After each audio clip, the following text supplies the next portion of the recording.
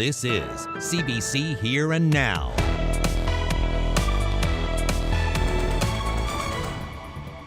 Kind of scary because the cops had their guns drawn. One man shot, another arrested. A manhunt in the Goulds had residents on edge last night. Very fearful that we will never see the $10 million.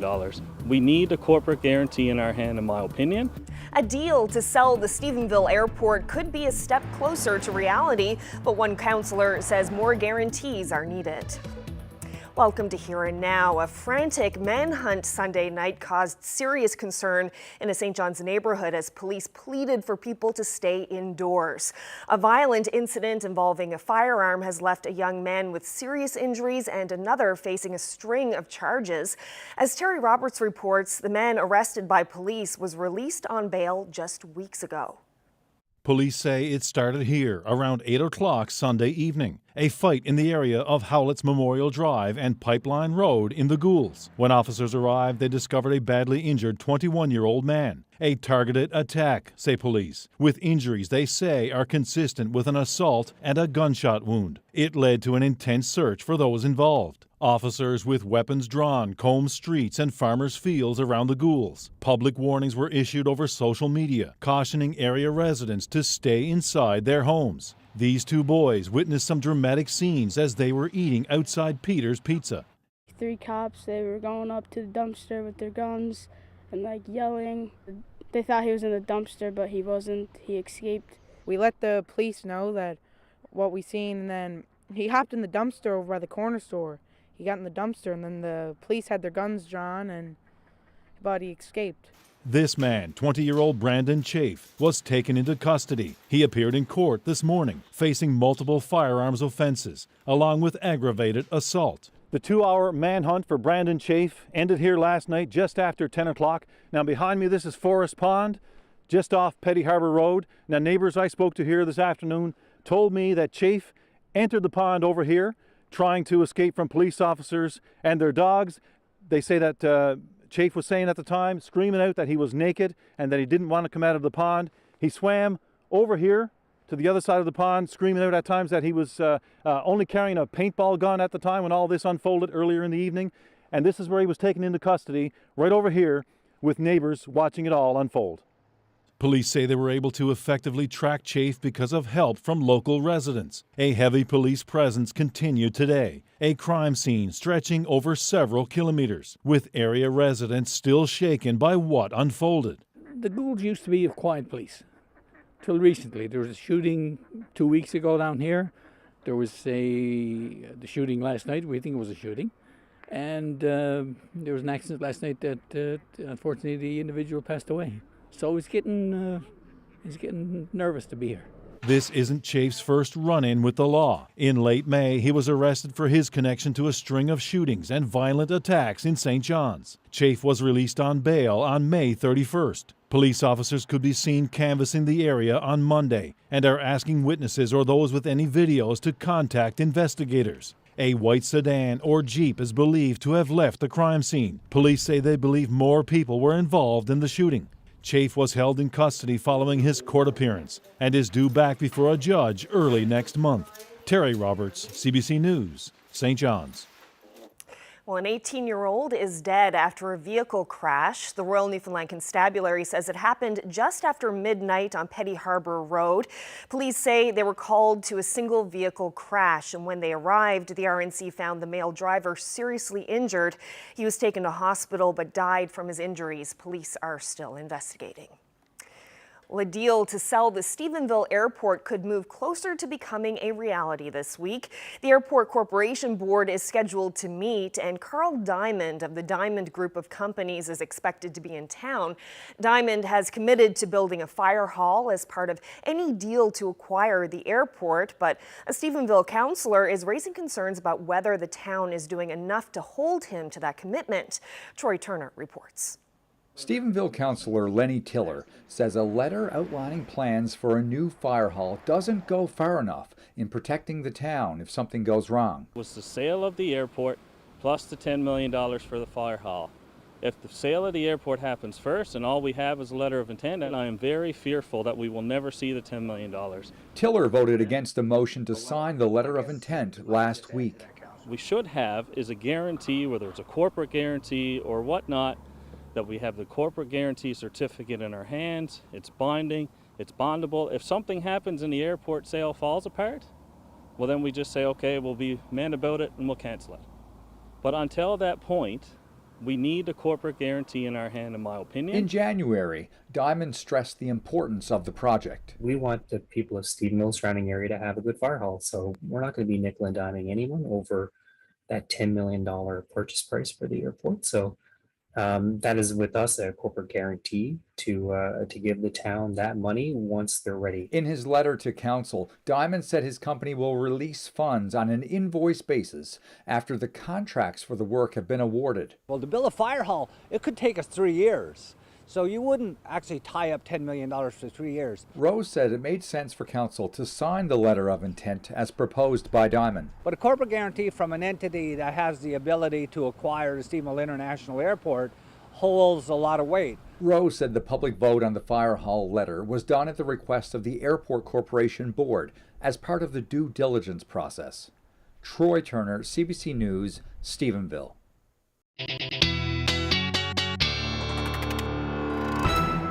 Well, it was a rainy weekend for some.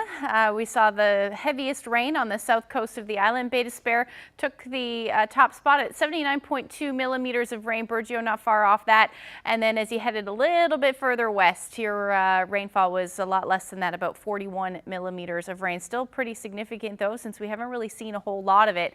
And then Lansloo and even Happy Valley Goose Bay between 43 and 48 millimeters of rain. Now it's the eastern area's turn, or eastern island, I should say, eastern areas of the island's turn at some rain. Today, temperatures, though, not too bad, 17 degrees in St. John's as you head towards central, a lot warmer between 21 and 25 degrees, and we have those cool temperatures up across Labrador right now. But taking a look at what's happening, we've got an area of low pressure. All of that rain still on the way as we head through the night tonight. And if we zoom in a little bit, you can see some of that rain showing up on the radar right now. And then zooming out, we can see where that cold pool of air is. And as we head through the next couple of days, we're going to see that cold pool head a little bit further south, but warm air is on the way just in time for the start of summer. I'll get into the full details coming up. Thanks, Ashley. A stolen excavator was used to smash into a St. John's bank over the weekend.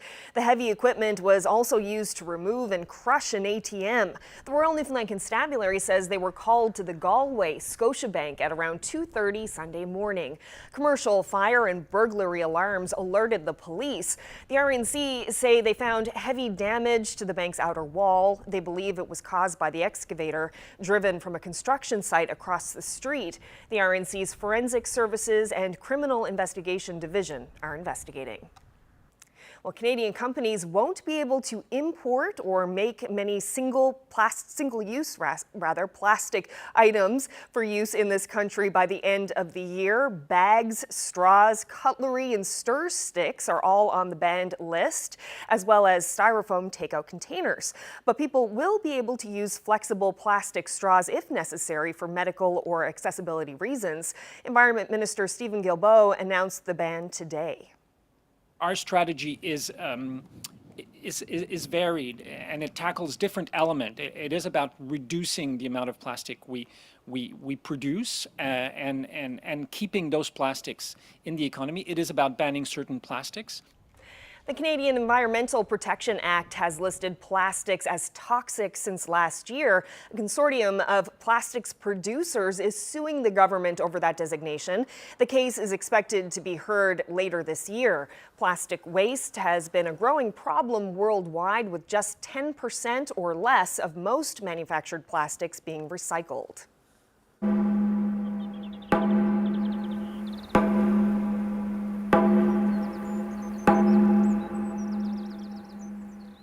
A place to remember and honor this province's residential school survivors is being planned in St. John's. The city's Indigenous group, First Light, is developing a residential school memorial garden in the East End. Here now's Mark Quinn reports. Inuk elder Emma Reelis is one of those survivors. She went to a residential school in the 1960s, attending the Yale School in Labrador. Children were abused. She says there was emotional, sexual, and physical abuse at schools like this one in Northwest River. First Light wants to make sure it never happens again. Its residential school memorial garden will be here, behind the group's headquarters at 40 Kitty Vitty Road. Reelis expects it will be powerful. We're getting our story out, and I think it should come out. And I know that a lot of people some people don't agree with talking about it, but that's their choice. They can call it their choice if they want to talk about it or not. But I feel like that it should be spoke about, it should be talked about, and so it won't happen again. Reelis is one of the elders who helped design the garden. They worked with a landscape architecture company to devise a plan. It's a bit bigger than the last time we were here, yeah. Right now, it's overgrown with urban plants and weeds, but this space will be transformed. Here's a drawing of what Mills and Wright landscape architects are planning. It's definitely more than just a garden. The entire process was very strongly led by a group of members from the Indigenous community here in Newfoundland and Labrador. First Light reached out and assembled this amazing group of elders and residential school survivors who worked with us to help envision the garden and what they wanted it to be. Landscape architect Victoria Fitzgerald took part in those meetings. It wasn't supposed to be a sad space, but they wanted people to really embrace and understand what they went through when it comes to residential schools. So one of the elders had said that he really wanted everybody that comes to the space to walk in their shoes, and that led us to a path of reflection that comes down around the back of the building. This path is going to have stepping stones in it with quotes from elders and different elements of residential schools that people can really walk through a tight, constricted space to feel as though and experience what it was almost, and read about what it was like to be in a residential school. When you come out from this path, you enter into this big, beautiful open garden space, which is kind of like a relief. Like after being in this tight space, you enter into this beautiful garden full of natural Labrador plants, and you see this grand structure. The grand structure, the central feature of the garden, resembles a drum. First Light's manager of operations says the garden is a memorial, but it also aims to educate. We really hope that it opens people's eyes to the experience as well as to the strength of our survivors. So we have one of the components of the garden are corten steel posts, and it's this metal that it gets stronger over time. And it's a really beautiful simile of what our survivors are. They've gotten stronger over time as well. And so seeing the strength of our Indigenous communities, even though we've experienced a lot of harm and a lot of hurt, we're still really strong, and we're still proud to be here. Dixon says about $420,000 has been budgeted to develop the garden, but there's no target date for its completion yet. Oh my God. Remembering has been painful, but already this garden has brought some joy. Mark Quinn, CBC News, St. John's. Well, Game 3 of the Stanley Cup Finals will get underway at around 9:30 Newfoundland time tonight, with the Colorado Avalanche leading the championship series 2-0. Down low, it's Alex Newhook. Back to Burakovsky, scores! Yes, St. John's Alex Newhook had a big night in Game 2 in Colorado on Saturday. The centerman added assists on the Avalanche's first 2 goals in their 7-0 win over the Tampa Bay Lightning. You can see him here helping on the first goal of the game, and then 5 minutes later, the 21-year-old helped out again. And interesting to note that Newhook was still a baby the last time his Colorado team won a Stanley Cup in 2001. The two teams play again tonight. Congratulations to Twillingate. And it's been a while since Twillingate won Kraft Hockeyville 2020 to be exact, but the global pandemic put a stop to the festivities that come with such a win. Today, the NHL announced that the Montreal Canadiens and Ottawa Senators will play a preseason game in central Newfoundland. It won't be in Twillingate though, but the game will be played in Gander on October 6th. Along with the game, the town of Twillingate will get $250,000 towards upgrades at the George Hawkins Arena and $10,000 for youth hockey equipment. Well, Canada's top para swimmers earned 18 medals at this year's World Championships in Madeira, Portugal, with one coming from Katarina Roxon. You can see a good start there up in lane 3 for Canada's Katarina Roxon. The 29-year-old swimmer from Kippens had high hopes for her 100-meter breaststroke race, and she delivered. Roxon took bronze in the race on Saturday in a time of 1 minute 24.48 seconds, less than a second behind the gold medalists. The bronze medal is the 5th World Championship medal of her swimming career. I don't know how I feel about it right now. Obviously, you know, everyone wants that gold, but you know, getting a medal at Worlds, I mean, that's what I came to do. Being in the water 5 months, so to come home with with a bronze medal, I'm pretty happy with that. I'm as fast as I've gone all year, so, and faster than Tokyo, so, I mean, I think it's an A+ effort right there.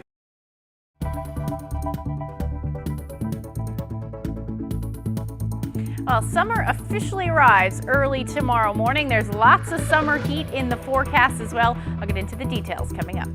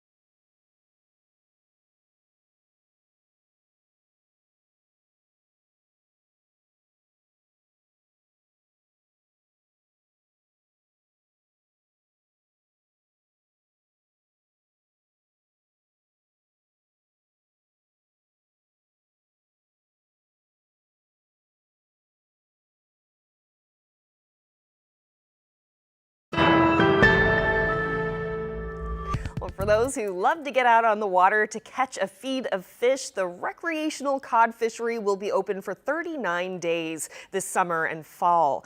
The Federal Department of Fisheries and Oceans says the fishery will open every Saturday, Sunday, and Monday from July 2nd to September 5th.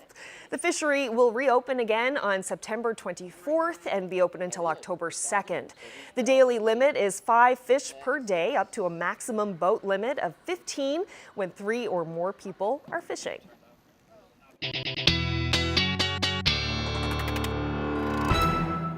Time for the weather. I cannot believe tomorrow is the first day of summer. It is the first day of Wow. summer. It's exciting. It came pretty quickly, but we saw some beautiful weather this weekend in parts of the province. Stunning weekend. Yeah, other than the rain, I guess, for the south coast. But yeah, lots of warm air. So officially, summer arrives tomorrow. Let's take a look at when exactly that arrives. It will be here around 6:43 in the morning. And this actually marks the longest day and shortest night of the year, the summer solstice does. So after today, we're going to start to see the daytimes getting a little bit shorter. But sunrise tomorrow at 5:03 a.m., 9:02 p.m. is when you will see that sunset. So it is going to be a fairly nice day in some areas as far as temperatures go. Even today, though, nice last day of spring, 25 degrees in Deer Lake today, 21 in Gander. Deer Lake, you were the hot spot. We do have some cool air, though. Unseasonably cool air up across Labrador, 3 degrees in Cartwright today, 4 in Makovic. And if we take a look around all of Atlantic Canada, we do have some of those cooler temperatures across New Brunswick and parts of Nova Scotia, as well as PEI. So you're into the teens today. But looking at the current temperatures right now across the province, still looking pretty beautiful. 25 still in Deer Lake, and those temperatures up across Labrador still in the cool temperature. So the reason for that, there's the jet stream. We got a big dip in the jet stream. You can actually see the clouds, can pinpoint it fairly well with it seeing that big dive. So that is allowing some of that cooler air to move a little bit further south. But taking a look at the current radar right now, you can see lots of rain, or at least some showers, and some embedded heavier showers along the Burin Peninsula. So that's pretty much the story as we head through the night tonight. We're going to see some of that heavier rain continue to track further north. The eastern half of the island is where we're going to see that rain. And again, this moisture is from the southern areas of North America. So we are seeing lots of moisture associated with this one. As we head through the early morning hours as well, we'll likely see some heavier showers move through again. But other than that, not a whole lot happening tonight. But by the time we get to tomorrow evening, we could see as much as 5 to 10 millimeters. The heaviest rain, it looks like, will fall for the southern areas of the Avalon, with between 10 to 20 millimeters of rain, generally looking at just a trace for the rest of the province. Tonight's forecast, as far as temperatures go, are going to stay fairly mild, anywhere from 12 to 16 degrees through central, eastern areas of the island, with those winds between 15 and 20 kilometers per hour. Southwest, you're going to see those temperatures in the single digits, really anywhere along the south coast.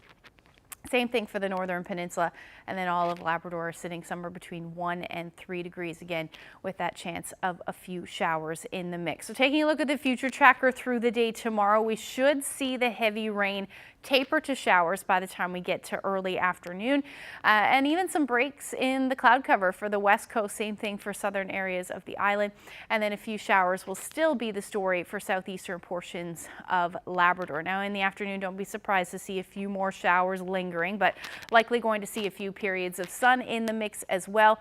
And then again, as we head through the overnight into Wednesday morning, we may see a few more showers as well for eastern areas of the Avalon.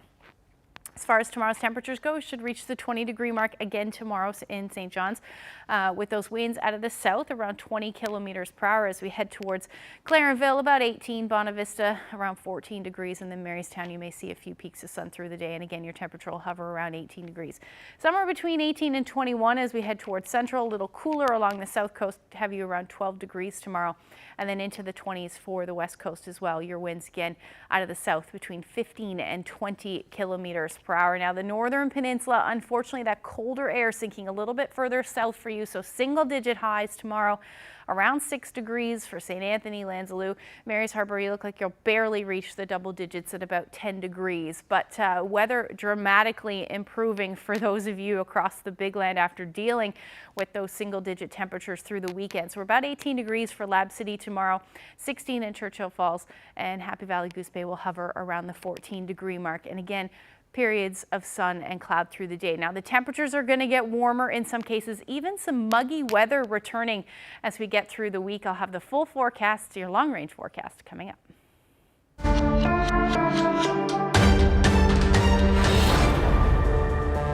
Ukraine is closer to joining the EU now that the European Commission supports its status as a candidate for membership. The process of joining the political and economic union could take many years, but there are already concerns about possible reprisals from Russia. Salima Shivji reports. The latest warning from Ukraine's president of a difficult week ahead comes just days after this boost from the European Commission. Yes, Ukraine deserves European perspective. Yes, Ukraine should be welcomed as a candidate country. And days before a formal vote to grant Ukraine candidate status in the EU, a historic vote that could drastically change Ukraine's political future. I think it is obvious to everyone that since 1991, there have been few such fateful decisions for Ukraine as we expect now. But also one, says President Volodymyr Zelensky, that could have immediate consequences. We should expect greater hostile activity from Russia, purposefully, demonstratively, this week exactly, and not only against Ukraine, but also against other European countries. We are preparing. We are ready. We warn partners. Zelensky, fresh off a rare visit away from the capital, Kyiv, he traveled to the southern part of the country on the Black Sea to visit damaged buildings in Mykolaiv and speak with soldiers on the front line. This is fresh fighting, very fierce, continues in the east as it settles into a war of attrition with no major developments on either side as Russia tries to gain full control of the Donbass. The Kremlin has said that it doesn't matter to them. It has nothing against Ukraine joining the EU since it is not a military bloc, but that it is watching developments carefully. This as more warnings pile up from NATO as well as from the UK's Prime Minister Boris Johnson that the world needs to be prepared for the war in Ukraine to last years. Similar concerns from Britain's new top soldier. General Patrick Sanders sent out an internal note to all ranks and civil servants, basically warning that the world has changed since Russia invaded Ukraine on the 24th of February. That there is now, he says in the note, a burning imperative for the army to be prepared for a land battle, to stand alongside its allies and try to defeat Russia. Saunders says that this is the generation that must prepare for the army to fight in Europe once again. Salima Shivji, CBC News, London. Now to the latest on the Ukrainians who are moving to our province to get away from the violence Russia is inflicting on their homeland. While many of them are living in communities on the Northeast Avalon, some are heading to rural areas. Here Now's Daryl Din has the story of a family that's slowly settling into life in Western Labrador. One of the newest families to move to Western Labrador is Ukrainian veterinarian Svetlana Botvenko and 3 of her children. How many is your family? 6. 6? Okay. And are they all here now? Not yet. My husband and daughter are on his way. They raise here. Botvenko, who is already known locally as Dr. Lana, has a 3-year work permit to work at the Northern Lights Veterinary Clinic here, but only as a technician. She doesn't have North American credentials to practice here as a vet yet. So Dr. Lana is a fully established, experienced, mature vet in Ukraine, but unfortunately Ukraine is not a recognized licensing body for the North American licensing that we have here in Newfoundland. Botvenko and her family are getting help settling in from the Association of New Canadians, which expects even more Ukrainians to move to this part of the province. We're starting to get some Ukrainians come to this area, and as we do with all newcomers that come to Lab West, we help them out with things like their MCP, transfer of their driver's license, things around town, recreation and things like that as well. Tutoring, one-on-one tutoring that the ANC offers, free to our newcomers to improve their English as a second language. Botvinko will work here for 3 years and hopes to have the accreditations done by the time her contract is up so she can be a full vet. Until then, she will be a vet technician. Her husband and other daughter are expected within a couple of weeks. She says that will bring her family fully together again and give her peace of mind that they are all safe. Daryl Din, CBC News, Labrador City.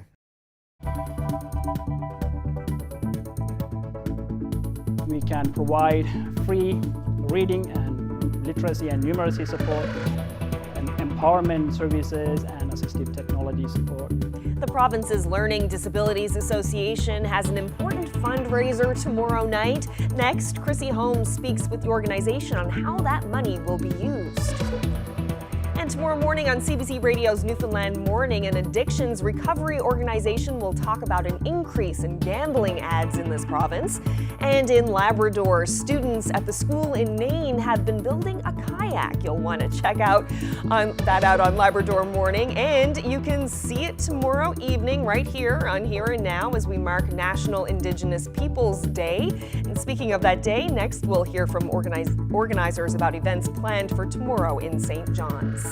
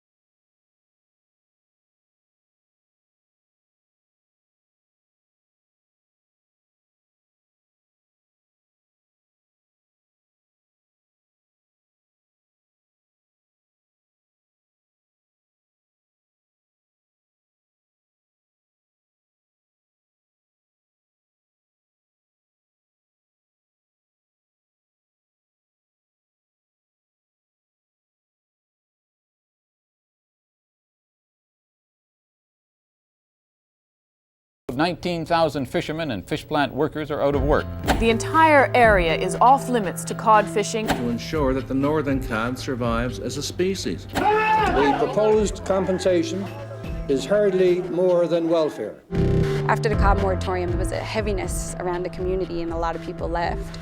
Bonavista is one of those rural anomalies. There's a big resurgence of people coming back. You have this bucolic surrounding, and then you have somebody that has a whole other concept about color, shape, and form. People think it's one of probably the premier festivals in the country now. There's a lot of standing up for our own rights as First Nations. I happened to see the John Cabot statue, and I immediately was drawn to wanting to do some sort of intervention with it.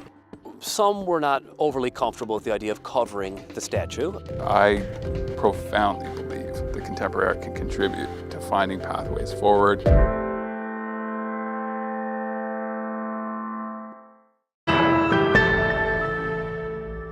Welcome back to Here and Now. Chrissy Holmes here, and I'm at the Learning Disabilities Association of Newfoundland and Labrador office, where the crew over here is working really hard. That's because they've got their big fundraiser coming up tomorrow night, Blind Date with the Star. But what's really interesting to us is what they're actually raising the money for. So to get some more details, we've got Anish Shashikumar here. He is the Executive Director of the Learning Disabilities Association of Newfoundland and Labrador. So Anish, give us a sense in terms of numbers, learning disabilities, literacy rates, how are we doing as a province? In 2017, over 16% of K-12 population had a learning disability. 1/6? 1/6. Wow. And in 2018, I think it was over 18,000 students within the K-12 system. How do you even begin to address that? Those are huge numbers. We started with a needs assessment survey in 2019 and 2020, and that helped us to know what exactly the LD community in the province were looking for. And the top priorities were assessment services and the expansion of our tutoring programs, assistive technology support, and presentations and awareness on learning disabilities. And that's taken you outside the city as well. Just tell us a little bit about how you've had to expand. So we started with remote tutoring. So we were based on the needs assessment survey. We started working on ways to expand our services outside of St. John's. And when the pandemic came, it was the right time, and we were already prepared. So we were able to provide online tutoring. So that's our major service. So we started with that, and then since then we had many projects which are accessed by anyone from across the province. Diagnostics. Do you need a diagnosis? Not at all. We don't require formal diagnosis at all, and formal diagnosis could actually cost $3,500 up to $3,500. That's a lot. And we are also working on establishing an assessment center, and in the near future we will have a project for a preschool assessment, preschool screening. So there's only screening, so there's not a formal diagnosis, but what we are looking at is trying to identify those red flags so that we can start intervention right away. So we're talking about kids age 5 or 6. So even before they get to the school system, we can empower the parents, and we can also provide our services, so start early intervention right away. Yeah. When we talk about these things, not everybody might put this together, just how important it is to address literacy and learning challenges early in life, because what we know about the outcomes is that it tends to show up in other ways, health, incarceration even. Why is this so important? It's so crucial just because, if we can actually deal with this one particular issue, that would bring a lot of benefits to the province as a whole. It would address poverty, homelessness, it would add to our job force and a lot more. So that being said, how important is the fundraiser tomorrow night? None of this will happen without your support. And the projects that I listed were actually free for most people. So who needs the support, we are able to provide the support for free. So we really need your support, and you can go to our website, and there is a donate button. You can donate there. Also, we would like you to spread the word. So it needs to get to everyone who deserves the support. So please just spread the word and go to our website. That's ldanl.ca. Awesome. Anish, thank you so much for telling us about this. Thank you.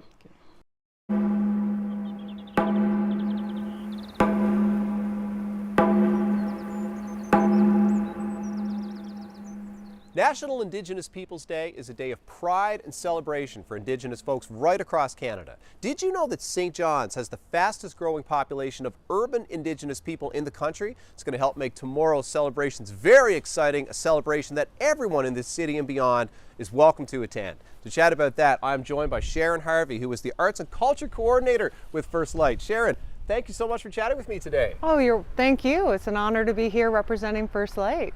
And thank you for taking time out of a very busy day for you guys. For folks who are going to be attending their first National Indigenous Peoples Day tomorrow, tell us, what is the day about and what's it going to feel like here in St. John's? National Indigenous Peoples Day is a day of celebration for all Indigenous cultures across Canada. It takes place on June 21st every year. And it's a day for us as people to get together and celebrate our culture with not just Indigenous people, but also non-Indigenous people. There's a full day of celebrations happening, a lot of different events at different places in the city. Can you sort of take us through how the day is going to unfold? Absolutely. We are going to actually start the day at 6 a.m. with a sunrise ceremony. That will be taking place at 40 Cavell Park, which is actually located behind 40 Kitty Vitty Road. From there, we are going to be moving the celebrations inside to the Technoplex that is at 39 Churchill Avenue. There's going to be a host of incredible activities happening that day. We're very, very excited about it. So we're going to have a family-friendly event. Well, the whole event is family-friendly, but more or less in the afternoon having a showcase with family skits, Inuit drum dancing, Inuit throat singing. We're going to have Eastern Owl also perform. We're going to have a variety of food trucks. We're going to have some specialty food that you'll definitely have to come down to find out what that is. And we'll also have a Maui that will be wrapping up our activities. But throughout the day at the Technoplex, we'll also have bouncy castles, we'll have Inuit tattoos, we'll have spirit horse there, we'll have something that I'm super excited about as well as literacy tents. So we're going to have storytelling taking place in a teepee and a Labrador tent, telling Indigenous stories. It sounds like such a great time with so much variety built in. Tell us about the Maui for people who are hearing that word for the first time. What does it mean and how is it going to help us wrap up the day? A Maui is a Mi'kmaq word for gathering. So it is a gathering of people, and this is where we'll showcase where there will be First Nation drumming. There'll be First Nation dancers such as grass dancers, jingle dancers. This is a place where we want to invite not just the Indigenous and urban Indigenous community, but also the non-Indigenous community. When you're coming to the Maui, everyone is welcome. We want St. John's and the whole surrounding area to really be excited about this and to come and really celebrate Indigenous culture with us. That's so fantastic. So you can spend the day sort of moving through the facility, taking part in the different events, tasting the food, hearing some of the stories, and then sort of take a seat for the Maui and kind of witness the performances and take part in the celebration.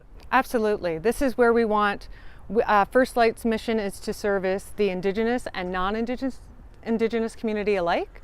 We want St. John's and surrounding area to come and really come celebrate with us, dance with us, eat with us, celebrate our culture with us. Everybody is welcome to this event. We want everyone to come, families, adults, youth, everyone. We want everyone to be there. Now, whether you're an Indigenous or a non-Indigenous person, if this is your first time attending a celebration like this, it's a big event. Like you said, there's lots to see and do. I wouldn't want to miss out on any part of it. So are there tips that you can offer to people if they're coming down for their first time?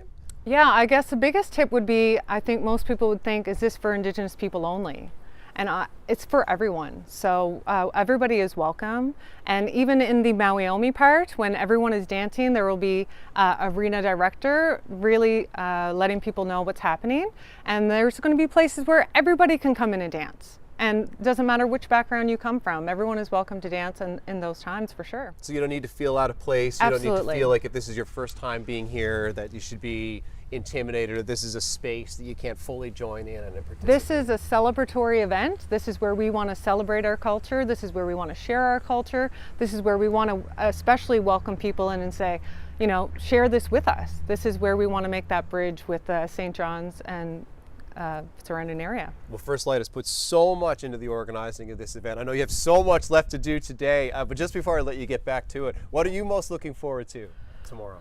Oh, there's so many things that I'm actually really looking forward to. I'm really looking forward to all of it, honestly.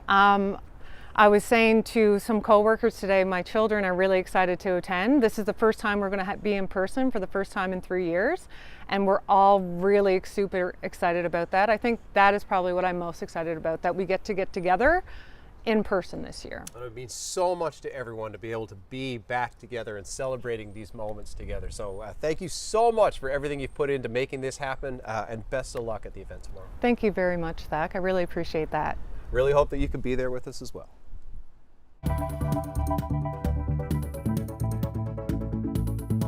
It's a silhouette of Ron in a pose that I think everybody will recognize as a typical Ron Hines stance on stage. A memorial to honor the man of 1,000 songs unveiled this weekend in Fairyland.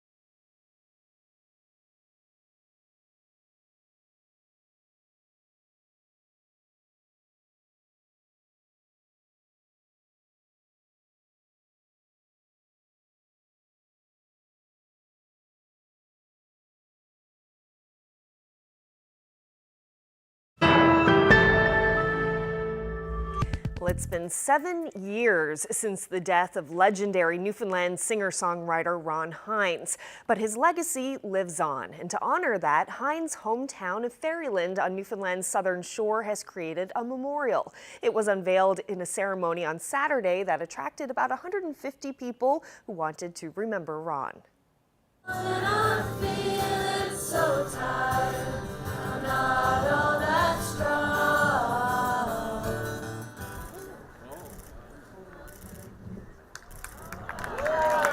it's a silhouette of Ron in a pose that I think everybody will recognize as a typical Ron Hines stance on stage. Ron had a look to him that everybody recognized, and it certainly signifies that. Ron, of course, grew up just here in Fairland, just down the harbour here, in a house that overlooks the ocean. And when the idea came about for a monument to Ron, the thought of putting it here with the islands and the harbour in the background just seemed like the perfect location, next to the Regional Arts Centre here as well. And also because the number of people that walk by here. This is Main Street tourism for Fairland, and no better place to put the monument so people can spend some time and see it and maybe have a picture taken. Everybody needs a marker in life. I mean, we have headstones and we have tombstones, but there's never been a marker for Ron. So Ron's ashes have been spread, but there's never a place that you can gather and say, this is where Ron is. And I think Ron's spirit will live on in this statue. I think if he saw this, he'd be tickled pink. You know, he really would be. But it really means a lot to the family, and we're very appreciative of the efforts by Fairland to get this in place. These are his roots home here. I mean, now and then people think his roots are all in St. John's, but he's a Fairland boy, born and raised here, and this is where he learned songs at the hands of other songwriters, and it's just a good place to have Ron's marker in his hometown. Fairland's had a special relationship with Ron. Of course, he lived here and he moved back here in the latter part of his life. And it's a different type of relationship where there's a familiarity and a friendship and a lot of relatives. So it was a real good opportunity for fans of Ron to remember him, but also for this community that he grew up in to say there's a special relationship there. It's really important for people to realize that Ron meant a lot to this community, and I think this is a real opportunity for the community to stand up and say, you know, as much as he belongs to the world, he started here and he's part of the family here.